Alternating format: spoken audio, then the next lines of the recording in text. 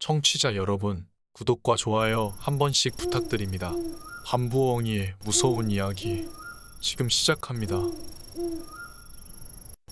이 이야기는 내가 젊은 시절이던 1998년의 일이다. 당시 사귀던 여자친구와 겪었던 기묘한 일에 대해 이야기해보겠다.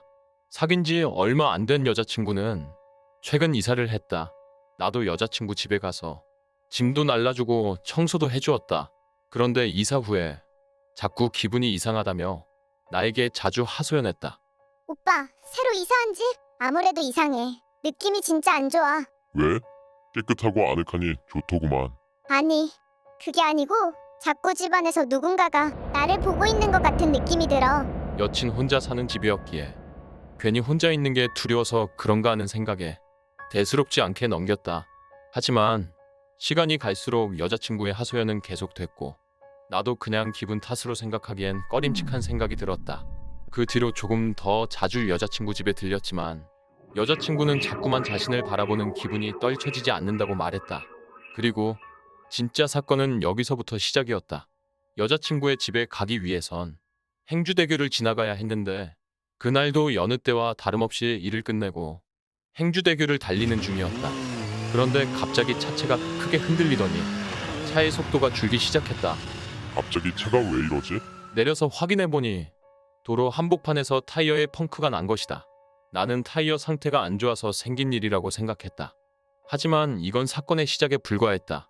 이후로도 계속 여자친구의 불안함은 지워지지 않았고 그때마다 난 그녀의 집에 찾아가게 되었다. 그럴 때마다 행주대교를 지나갔는데 여자친구를 만나러 가는 길에서만 내 차에 펑크가 나서 늦게 가기 일쑤였다. 처음 몇 차례는 우연이겠거니 넘기고 렌트카를 타고 가거나 스페어 타이어로 갈아서 가는 걸 반복했다. 허나 이런 일은 더욱 빈번해졌고 타이어 펑크와 여자친구의 불안감은 전혀 사라지지 않았다. 그럼에도 난 그저 우연이겠지. 기분 탓일 거야. 하며 대수롭지 않게 여겼다.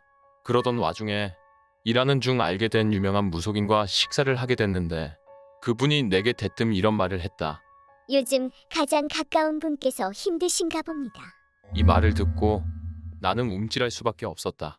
여자친구가 겪고 있는 일들로 인해 나도 꽤나 신경 쓰였기 때문이다. 그래서 그간 있던 일을 설명하니 무속인은 알겠다는 듯 크게 고개를 끄덕였다. 그분 집에 혹시나 자신의 것이 아닌 물건이나 옷이 있는지 확인해 보라고 하세요. 그것이 해결의 실마리가 될 겁니다. 무속인은 꽤 의미심장한 말을 했다. 여자친구의 소유가 아닌 것이 집에 있기 때문에 차마 설명하기 힘든 일이 벌어지는 것이라고 내게 설명해 주었다. 식사가 끝나자마자 바로 여자친구에게 전화를 걸었다. 혹시 집엔 이것이 아닌 물건이나 옷이 있으면 바로 찾아보고 연락주라. 지금 바로. 알았어. 오빠, 잠시만. 그렇게 전화가 끊기고 약 40분이 흘렀을 즈음 핸드폰이 다시 울렸다. 받아보니 여자친구였다.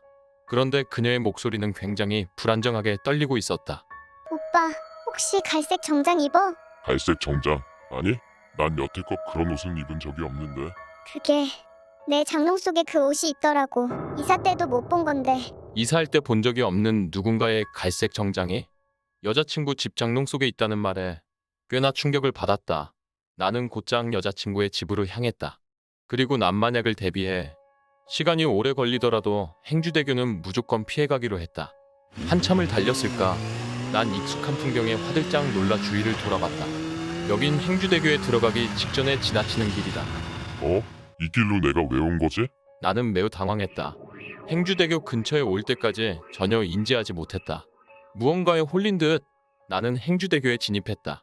나는 핸들을 쥔 손에 힘을 줬다. 그 어느 때보다도 긴장되는 순간 그런데 얼마 가지 않아 차의 핸들이 마구 떨리는 소리가 났다. 나는 황급히 갓길에 차를 세웠다. 그렇다. 항상 타이어가 터지던 그 지점에서 또 펑크가 나고 만 것이다. 이제는 우연이 아닌 필연이었다. 나는 그날 렌트카를 빌려 겨우겨우 여자친구 집에 도착하여 문제의 정장을 가지고 나와 집 주변 공터에서 말끔하게 불태워버렸다. 신기하게도 그 뒤엔 여자친구는 집에서 누군가 지켜본다는 느낌도 없이 편히 지낼 수 있었고 나 역시 행주대교에서 타이어가 펑크나는 일은 다시 일어나지 않았다. 그 무속인의 말을 인용해보자면 남의 물건이나 옷이 자기 집에 있으면 귀신이 들러붙어 집주인과 주변 지인들에게 짓궂은 장난을 친다고 한다.